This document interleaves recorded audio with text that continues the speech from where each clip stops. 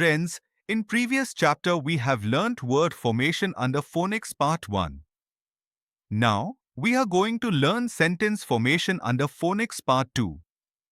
मित्रों, हम पिछले चैप्टर में वर्ड फॉर्मेशन यानी शब्द की रचना कैसे करनी यह फोनिक्स पार्ट 2 के माध्यम से सीखे हैं।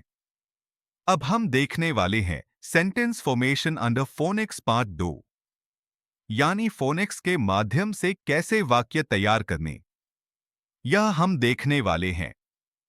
So let us see friends how to frame sentences in different ways. Now, first sentence is given. A cap on the lap. यानी एक जांघ पर एक टोपी। अब कैप मतलब क्या? तो टोपी। और लैप मतलब क्या? जांघ। यानी हम एक किस लिए उपयोग करते हैं? तो 1. एक चीज के लिए हम उपयोग करते हैं इसलिए हम इस प्रकार यह सेंटेंस बोल सकते हैं कि a cap on the lap यानी एक जांघ पर एक टोपी। अब हम इस चित्र में देख सकते हैं कि एक लड़का है, वह कुर्सी पर बैठा हुआ है और उसकी जांघ पर क्या है? तो एक टोपी है और हमें चित्र के माध्यम से समझ आ रहा है कि उस लड़के की जांघ पर टोपी है और वह बैठा हुआ है।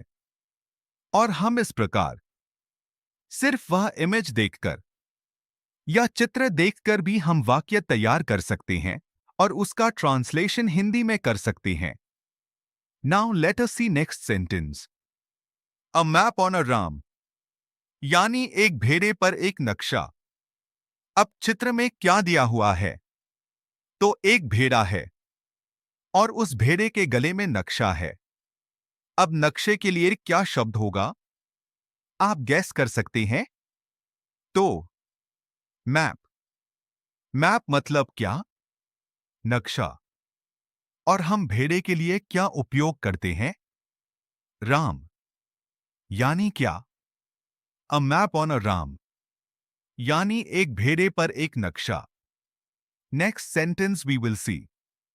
अ टैग ऑन अ पैन यानी एक तवे पर एक लेबल।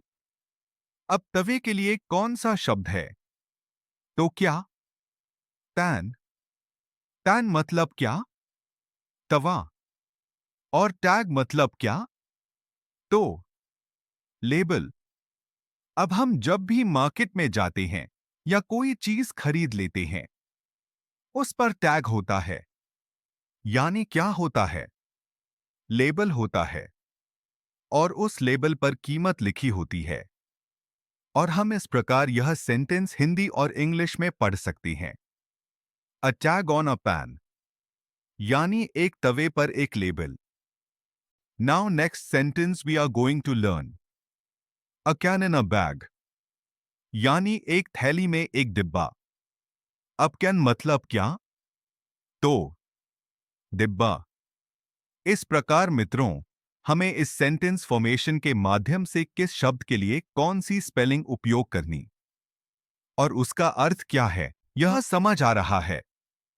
और हम इस प्रकार के बहुत सारे सेंटेंसेस वाक्य फ्रेम कर सकते हैं। Now next sentence we are going to learn. A leg on the bed यानी एक पलंग पर एक पैर।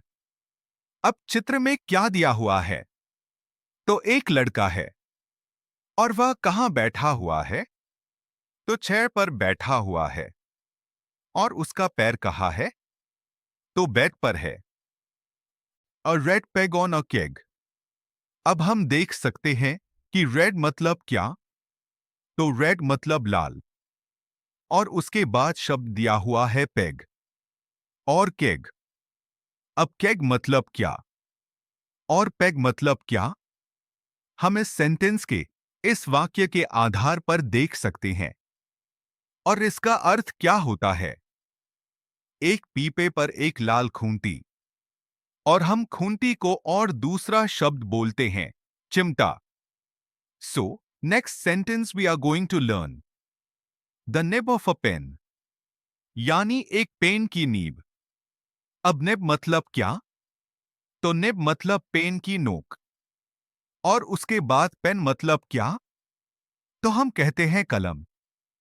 और पेन यह यहां हम लोन वर्ड के रूप में उपयोग किया है। Now friends, we will see next sentence. A bib on a hen, यानी एक मुर्गी पर एक लारबंद, यानी बच्चे का bib. Now next sentence we are going to learn. A big lid on a kid, एक बच्चे पर एक बड़ा ढक्कन। अब हम देख रहे हैं चित्र में क्या दिया हुआ है। एक मेमना दिया हुआ है और उस मेमने पर क्या है? तो बड़ा एक ढक्कन है। Next sentence we will see. A wig on a kid, a wig on a kid मतलब क्या? एक बच्चे पर एक बालों की वीग। अब विग मतलब क्या? तो बालों का टोप। और वह किस पर है? हम देख सकते हैं कि वह किस पर है। मेमने पर है, यानी उस छोटे पिल्ले पर है। और हम इस प्रकार हिंदी में यह सेंटेंस पढ़ सकते हैं कि एक छोटे मेमने पर एक बालों का टोप। Now next sentence we will learn. A pin on a zip, अब हम देख सकते हैं कि एक जिप पर पिन। अब पिन मतलब क्या? पिन। और जिप मतलब क्या? चेन। और वो जिप पर क्या है? तो पिन है। यानी हिंदी में हम इस प्रकार बोल सकते हैं, एक जिप पर पिन, यानी a pin on a zip. Now next sentence. A fin in a bin, एक डिब्बे में एक पंख। इस प्रकार। Now next sentence. A cob on a rod, यानी एक मछली पकड़ने की लकड़ी पर मक्के का भुट्टा। हम चित्र में देख सकते हैं कि क्या है। एक लकड़ी की डंडी दिख रही है और उसको अटकाया हुआ एक कॉब दिख रहा है। और मतलब यह क्या है?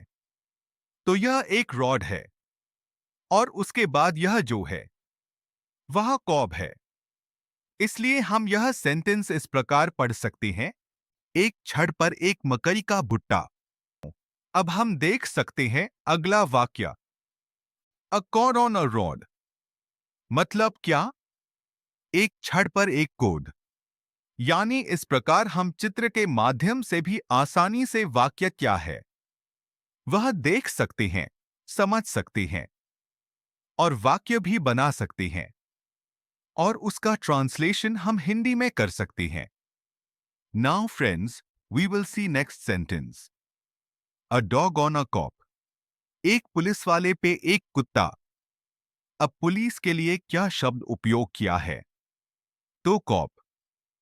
और डॉग मतलब क्या? तो कुत्ता। और इस प्रकार यह वाक्य हम पढ़ सकते हैं। अ डॉग ऑन अ कॉप, यानी एक पुलिस पर एक कुत्ता। Now next sentence. A mop on a log, एक छड़ पर एक मकई का भुट्टा। एक छड़ पर एक कोड। एक पुलिस वाले पे एक कुत्ता। एक शावक पर एक गोंद। एक बंस पर एक कीड़ा। एक गलीचे पर एक जग। मतलब।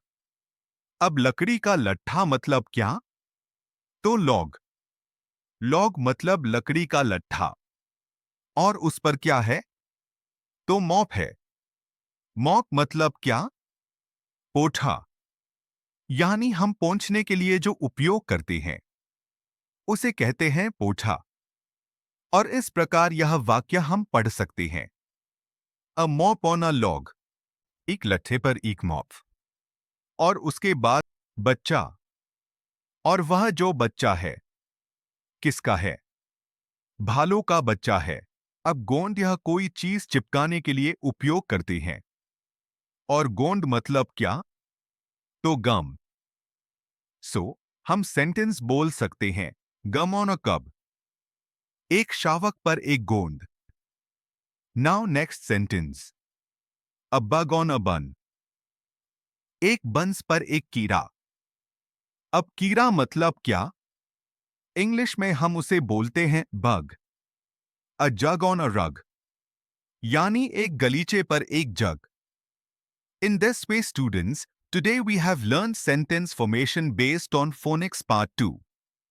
मित्रों, मैं ऐसी उम्मीद करता हूं कि आज का टॉपिक आपको बहुत अच्छी तरह समझा होगा और इस माध्यम से आप बहुत सारे वाक्य, बहुत सारे सेंटेंसेस अंग्रेजी में बोल सकते हैं, लिख सकते हैं और उसी प्रकार आप उसका ट्रांसलेशन हिंदी में भी कर सकते हैं.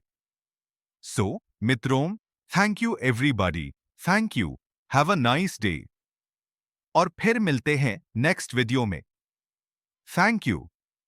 Dear students, now we will do the exercise on the chapter which we learned. विद्यार्थी मित्रों, अब हम सीखे हुए टॉपिक पर एक्सरसाइज यानी स्वाध्याय करने वाले हैं.